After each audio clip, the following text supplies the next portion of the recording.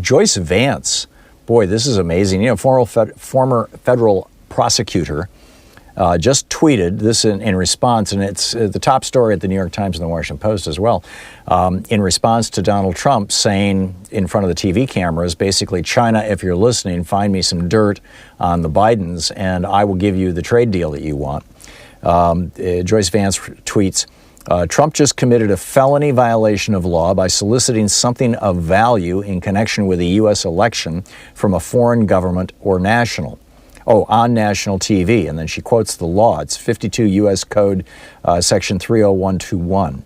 Violating the law is not necessary for impeachment, but it certainly warrants it. And then she links to a thing about the U.S. Code from the Cornell University's law school.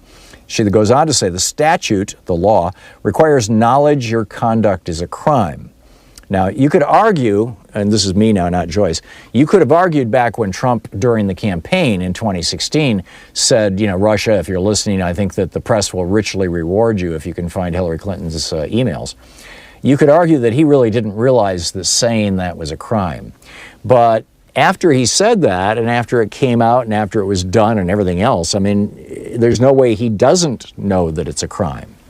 And so back to Joyce Vance, she says after the Mueller investigation, there's no way Trump was unaware that this violates the law. Basically, he's saying Ukraine, China, can you hear me, is even worse than Russia, if that's possible, because it comes from a sitting president. Of course, before it was a presidential candidate. She goes on in her third tweet, she says, campaign finance crimes also require a thing of value to be involved. But as Federal Election Commission Chair Ellen Weintraub recently said, you don't have to be able to assign a dollar amount. But in the case of Ukraine, Trump did this. The help he sought was worth $400 million in U.S. aid.